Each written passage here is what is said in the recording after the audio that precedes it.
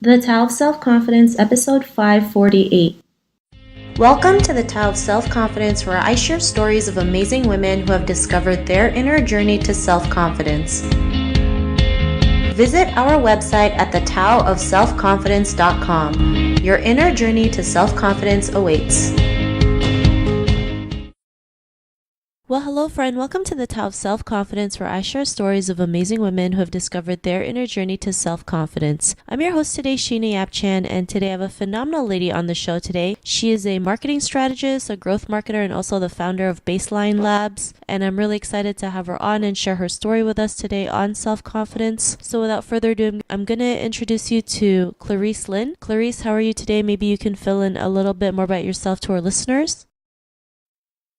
Hi Sheena, thank you for the introduction. I do marketing. So basically I help small businesses to grow, to market their products and services online, predominantly online itself. And what I really enjoy doing is actually using data to explain to small businesses how they can do it more strategically. That's sort of like my background. I'm very data oriented, and that's why it fits very well with doing marketing in terms of growth and content as well, which is really important today for any businesses. For any products or services, they need to be doing content.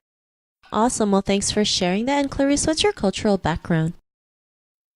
I'm born in Singapore, and my grandparents were born in the southern province of China, and they migrated to Singapore. So my parents, essentially, they grew up in Singapore, and then I was born after they got married and had kids. So I would say in a nutshell, I was brought up in like a second generation Chinese family. So growing up, in my family, we spoke mainly like Mandarins of Chinese. And however, in the Singapore education system, we were taught mainly in English, and Chinese was offered more as like second language, where we were imparted like Chinese cultural values. So that's how it works, yeah. Thanks for sharing that. And what'd be your favorite self-confidence quote? That's the one by Henry Ford. Whether you think you can or you think you can't, you are right. It's all in our minds. Thanks for sharing that great quote. And in your own words, how do you define self-confidence?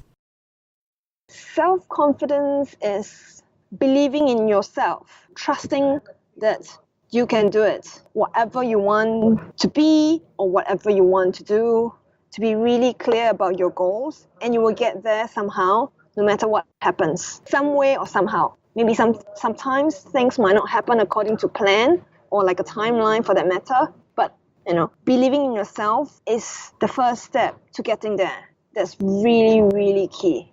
Thanks for sharing that great definition. And Clarice, what was your life like before your discovery of self-confidence?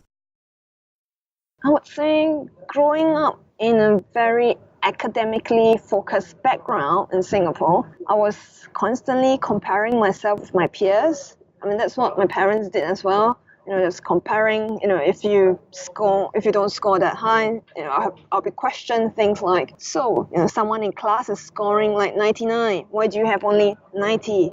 Things like that. And in a way that didn't develop my strengths. I would say I'm quite like a happy-go-lucky kid when I was really young. And then when I go through the education system, it sort of didn't really align with my strengths. So sort of like it affected my self-confidence and what I think I could do. And in a way, I was also following the path where my peers were going after graduation. So in terms of sort of like getting a good job or getting married and starting a family, very traditional path that most of my peers were doing. So yeah, I was a little bit lost somewhere along the way when things didn't really work out like the rest. So that was when I made a big decision that changed my life.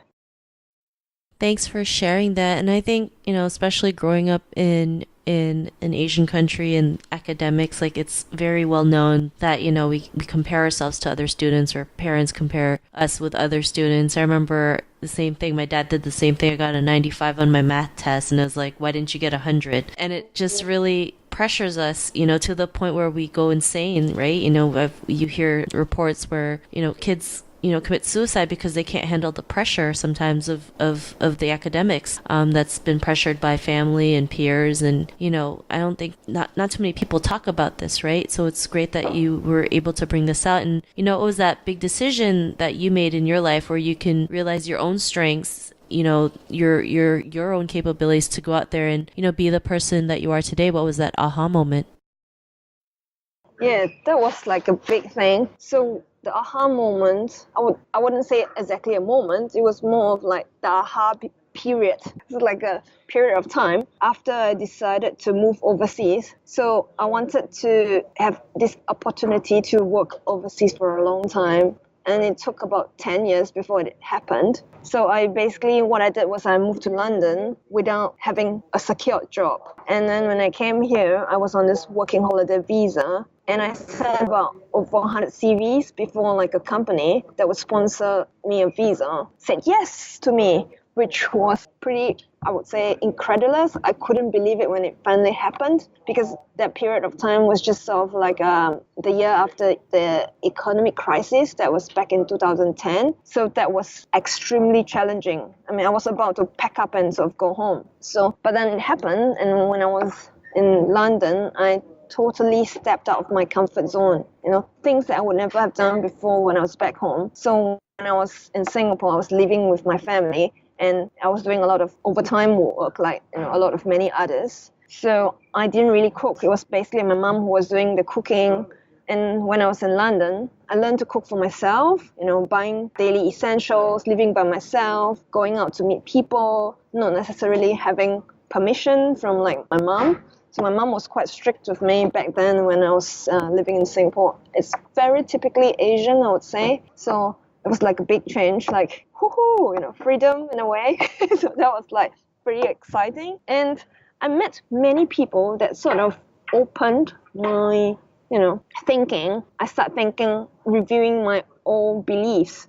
In terms of, I met many people from like the Western culture, a lot of people from European who moved to London. So I learned like being independent and self-reliant. And I would say that was a little bit later than what typically people would do because I was already sort of like hitting 30 back then. So I would say I'm very much like late bloomer. I was doing the stuff in London that I would only have learned to do only if I had gotten married. That's what people would do, in the Asian family, like the parents do everything for you. And you sort of, when you start doing that, when you get married and you do that for your husband. That's a very traditional female mindset. And then when I came here, I was like, wow, there are many things that I can do. And it wasn't, this fixed path that everyone was telling me about. So I feel like, definitely I would say we shouldn't define our path by our age. And there are no traditional pathways, and it's never too late if you feel like there are some dreams you want to achieve or pursue,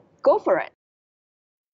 Thanks for sharing that great story. And I think, it's great that you were able to do that, despite, like you mentioned, right? Maybe you think you thought you were a little older than most people who would learn to do those things. Like, it's never too late, right? Like my mom was the same when we moved to Canada. She didn't know how to cook, but she just made it happen because she had no choice but to learn to cook for us, right? And she was also in her 30s when that happened. So, like as women, we have that capability to learn something new and to do what we want. And like what you did, right? Like you were able to learn to cook for yourself, be more independent, have that freedom. And, because of this realization, what's your life been like now?